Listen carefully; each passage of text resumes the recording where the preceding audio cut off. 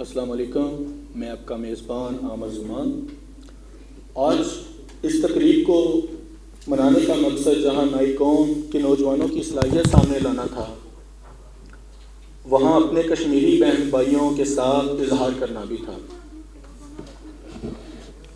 वो कश्मीर जो पाकिस्तान की शहरक है, वो कश्मीर जो ज़मीन पर जन्नत की नज़ीर है, मगर अफसोस जन्नत को मोदी सरकार ने शहीदों का कब्रिस्तान बना दिया, कश्मीर को कश्मीरियों के लिए जेल बना दिया। आज वो कश्मीर महकूम व मजबूर फ़कीर, कल जिसे अहले नज़र कहते थे ईरान सगीर। और मैं सिकंदर और उसकी टीम को दावत दूंगा कि वो आए। आपकी भरपूर तालियों में सिकंदर और उसकी टीम।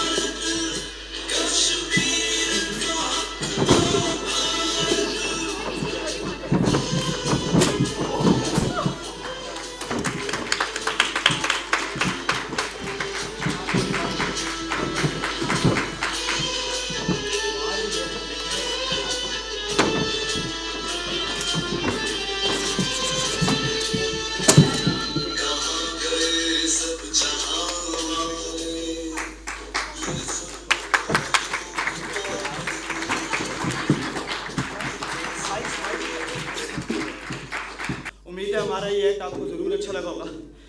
इसमें जो चीज़ हमने दिखाई वो ये है कि कश्मीर के ऊपर जो जुल्म हो रहा है, वो हाथ में काट पकड़ कर बाहर जाने का कोई फ़ायदा नहीं, उससे वो लोग सुधरने नहीं वाले।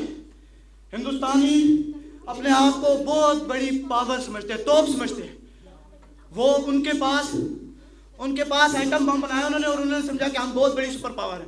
कोई सुपर पावर नहीं है। अरे हिंदुस्तानियों, पाकिस्तान का एक एक जवान सुपर पावर लेके अपने जेब में घूमता है। एक एक जवान आइटम बम।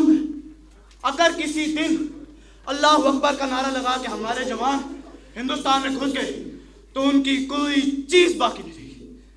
लेकिन आप लोगों का बहुत शुक्रिया, आप लोगों ने हमारा ये एक्ट देखा। इसमें ये दिखाया कि माँ और बाप, मरियम ने जो किरदार किया माँ का, हमजा ने जो किरदार किया बाप का, एक बच्चे के लिए इन्होंने अपनी जान दी। कश्मीर में ये रोज हो रहा है, सिर्फ यहाँ पर एक बार हुआ है, कश्मीर में ये रोज हो रहा है।